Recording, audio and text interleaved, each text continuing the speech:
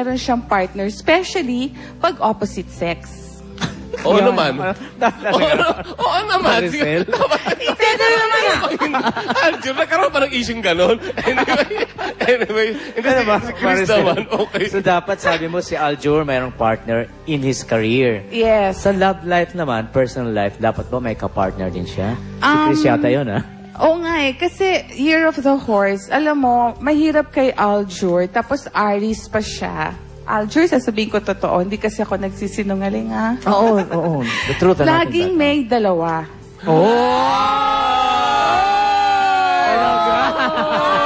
Galing sa Aljur. Galing sa sa Bohol.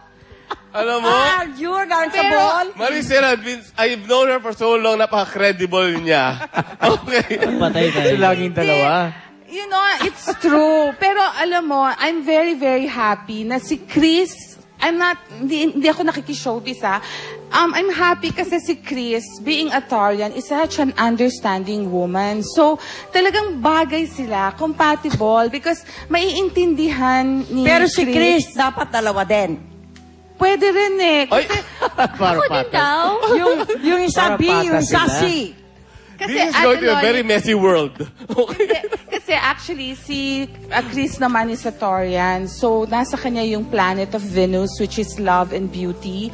So, very understanding siya for the Year of the Horse, which is Aljur. Tapos, Aries pa si Aljur. Kasi, kailangan ni Aljur ng independence. And once na-feel niya, hindi na siya love nung person, definitely, magiging sentimental siya, sensitive siya.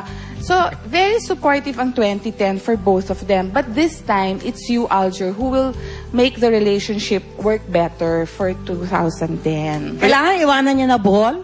Hindi ganito. Ako na-observe ko. Ito lang ang na-observe ko, ha. Parang, alam mo lahat yung roles nila sa Dapat Ka Bang Mahalin and the other soap operas.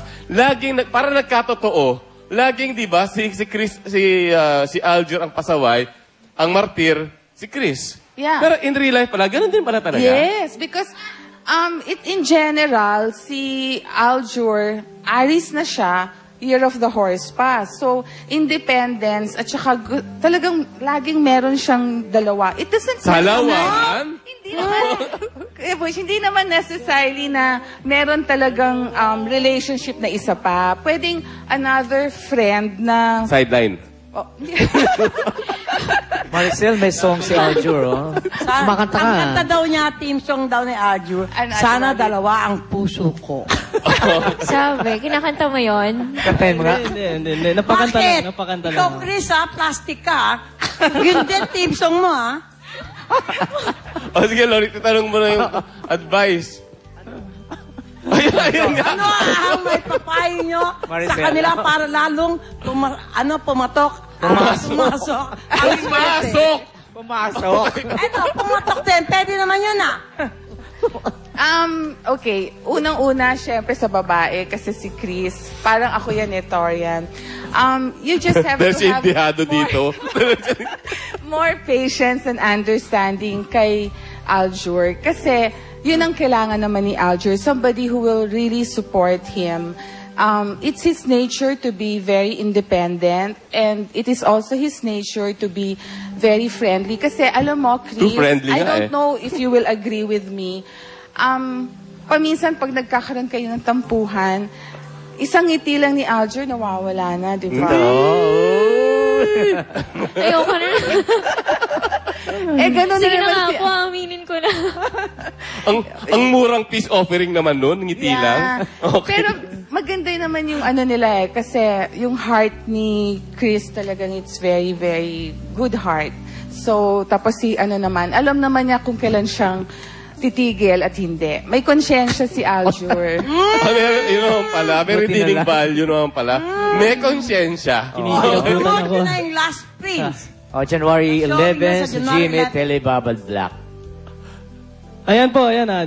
The Last Prince, January 11 na po siya. Makakasama po namin dito sina Mr. Emilio Garcia, sina Carmina Legaspi, sina Carmina Iki, Legaspi.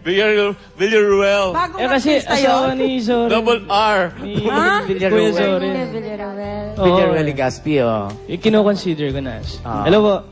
Si Benji Paras. Si Benji Paras, sina Miss Sheila Chanda Valdez. Romero, ano pa, Miss Chris? Sheila Valdez, Miss Angelu De Leon, at saka nandyan din po si Karen De Los Reyes.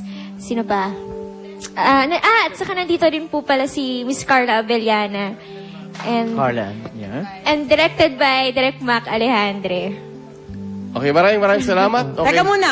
Salamat kay Dr. Vicky Bello, Rubic Yuto ng Flores, Beauty and Butter, Joey Santos ng House of Obagi, Color Science Makeup, Casey McDonald, Miguel Belmonte, at Micaela Bilbao. Okay, thank you, Aljun and Chris. Okay, Thank you. Happy New Year. Binabati ko si Ma'am Dora at saka si Lola Alice. Hello po. Hello po. Okay, maraming salamat at Miss Gaskel. I think we should keep you in the show dahil because of her, walang na itatago ang mga guests at narito na si Pacboy and Charis. Hulaan mo rin yan mamaya, ah. Up later! Kulen Lona, takot na nga bang magmahal? Abangan! Up next! Panliloko sa mga